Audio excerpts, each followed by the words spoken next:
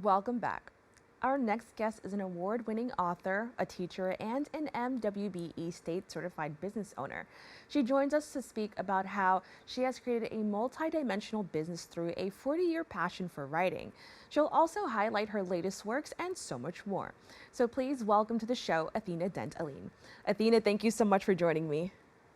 Hi, greetings to everybody out there. How are you? How you doing, Kibin? I'm doing well, and I'm so glad to be able to talk Awesome. to you, especially since I know that you have a background in writing. As a journalist, that's also, such an important thing to have. So I'm so excited to get into it. I'd really like to know, can you just tell us a little bit about your journey as a writer and how that all started for you? First I want to say I'm proud to have been born and raised in the Bronx. Came from a very strong family upbringing. It was all about community, everybody looking out for each other's children, just very close knit. And I'm also a nerd, so was very studious as a kid. And one of the things, that I loved to do was write. Whether I was looking up at the sky or when I would take trips with my dad or my mom to the zoo, looking at the animals, I would write about everything. If I saw a ant crawling on the ground carrying the leaf, I would write about that. So it started off, when I was 14 years old.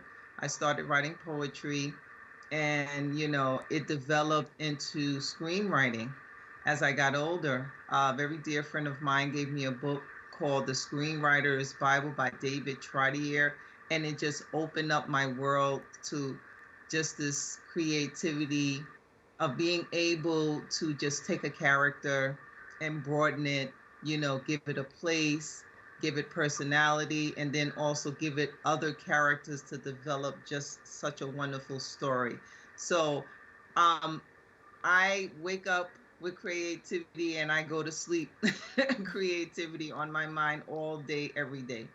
So I just have such a love. I've never taken a class.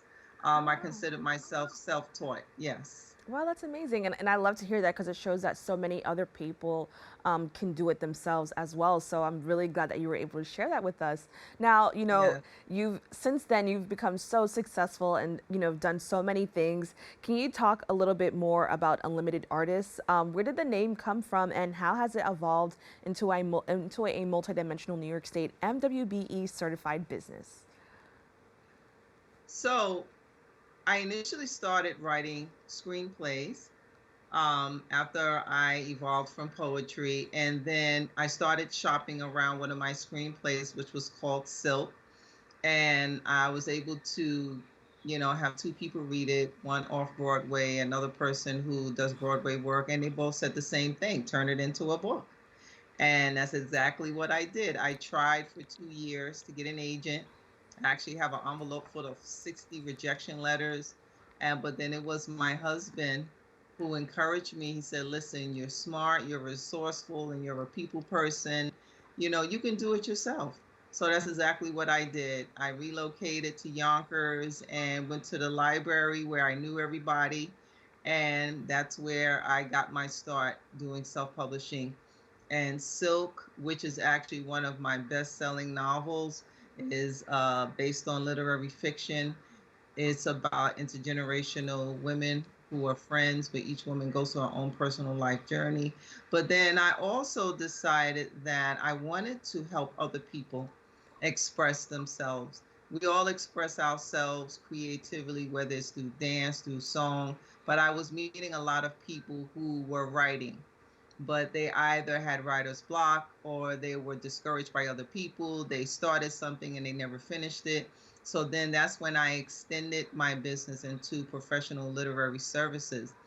And then at the time, I became, I was a single mom before I met my husband, and then I was taking martial arts. So one of the things about me, I'm not afraid to try anything, and everything that I do, I'm successful at it, but I also give it my best. So that's why I call myself Unlimited Artist and my business, because I don't limit myself to whatever that I can do and offer to other people.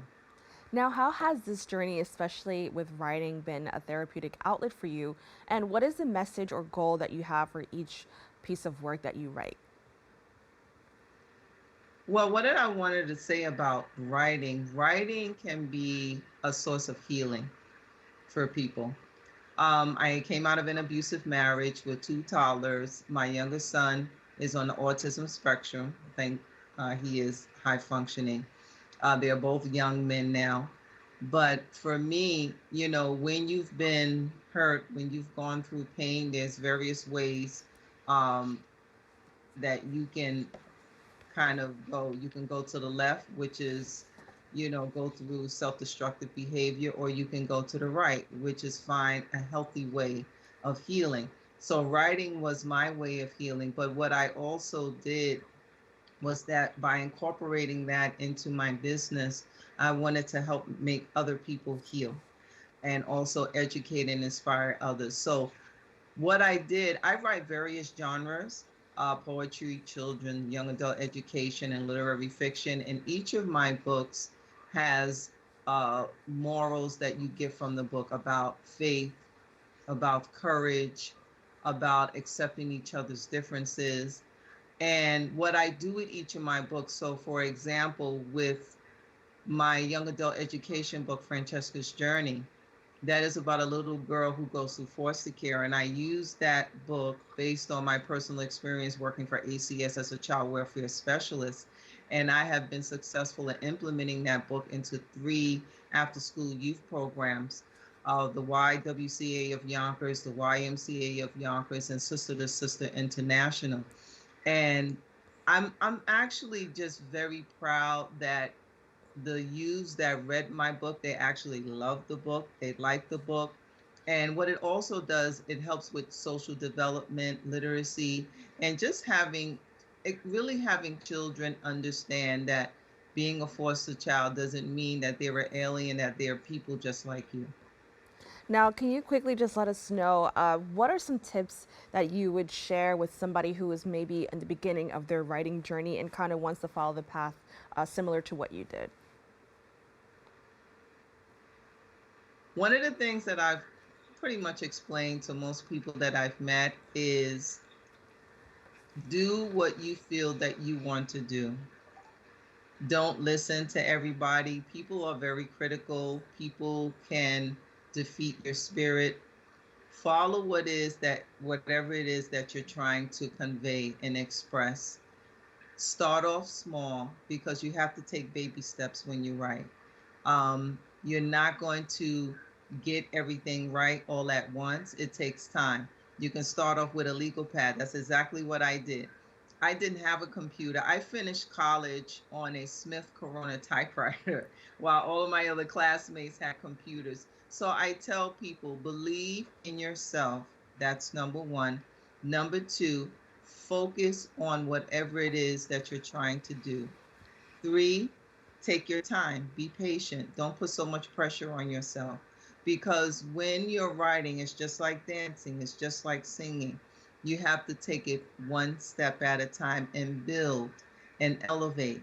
And you will get to a point many, many years from now where you feel that you have achieved whatever it is that you had started initially. So I just tell people, just take your time, don't be hard on yourself, don't listen to everybody, and believe in it, whatever it is that you're trying to do. And that has carried me for the past 12 years with Unlimited Artists. My books have never been on the New York Times bestseller list, but I have so many people who have been inspired by my books.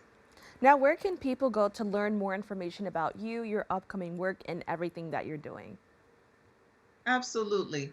So you can visit my website. My website is www.unlimited-artist.com. And you can also contact me at my email, which is DENT period, the letter A, 8629 at gmail.com. I do public speaking engagements. I do book signings at churches, community centers, libraries, art galleries, and also schools and after school programs. So you're more than welcome to contact me. I'll be more than welcome to come out. And then also too, I also sell quality merchandise. And right now we're getting ready for Mother's Day and graduates, and I make customized baskets that you can actually not just give as a gift, but what the quality of the basket is, it'll just make a person smile, and it'll be just for that person, personalized with their personality. So I'm all about making people feel better and think better about themselves, and making that, and hopefully it being contagious, spreading love through what I write, spreading love through what I make, and spreading love through what I do. Well, I want to thank you so much for joining us and, sharing a lot of your journey Thank with people, here at the Bronx. I think it's so important, especially with the Bronx being one of the boroughs that people often recognize as a borough that struggles with reading and writing. It's so amazing to hear somebody come from this borough and be so successful in that field. So I want to thank you once more for, joining you. us and sharing that. You're welcome. Big up, Bronx. Right. Always. Born and raised. Thank you so much, Kibin. Thank you. To follow everything that Athena is doing, you may visit her website at unlimited-artists.com. And if interested in supporting her, you may visit her online store at unlimitedstoresquare.site. We have to take a quick break, but stay tuned. We have more open for you right after this.